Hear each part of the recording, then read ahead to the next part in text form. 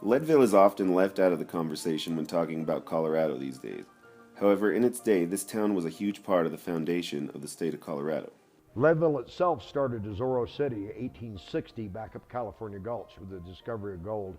A man by the name of Abe Lee and two other gentlemen were searching the area up there, discovered gold, and California Gulch got so named because supposedly the way the story goes is one of them, I believe it was Abe Lee, hit gold in his pan and let out a hoop and a holler. They were ex-49ers from the California Gold Rush. And when the other guys hollered up to him, "What's going on?" he said, "I got California in this pan."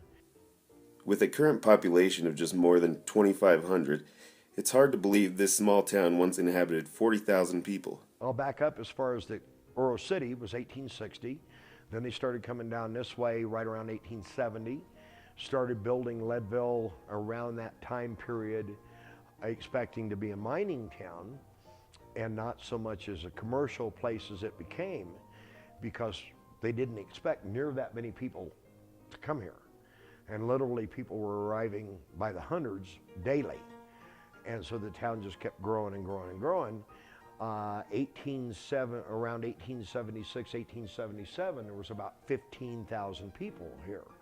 1878, 1879, 1880, you're hitting between 30 and 40,000 people here. Being almost 2 miles high, Leadville had many Wild West legends that came through, some even staying. Leadville is very rich in history. Doc Holliday, Bat Masterson, Frank Jesse James, the younger brothers are just to name a few, but I'm going to tell you a little bit about a man you may not have heard of, and that was Martin J. Duggan, who in his day was just as well known as Wyatt Earp or any of them. He was from County Limerick, Ireland, born there in 1847, came through 5 Points, New York, the notorious Irish slums. He was there until about the age of 16 when he headed west. But he landed in Leadville about 1879 when Leadville was really unhinged. Our first Marshal, T.H. Harrison, quit on advice he'd live a lot longer if he got out of town.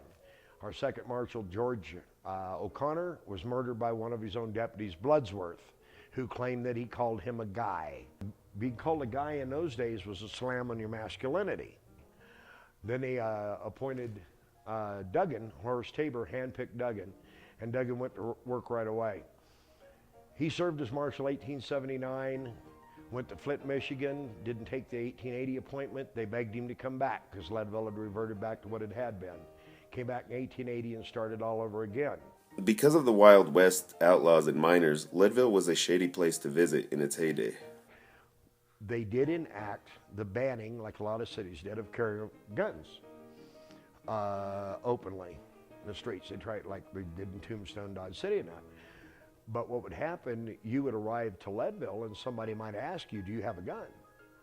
And if you said no, they'd say, "Get one, get it loaded, get it in your pocket, stay in at night, and if you have to go out at night, stay on well-lit streets." Because more than likely, you were going to be mugged if you lived through it, because there were people up here that would cut your throat for $1. Leadville has changed since the days of the Old West. Now it is a great place to go to experience history or just catch some fresh mountain air.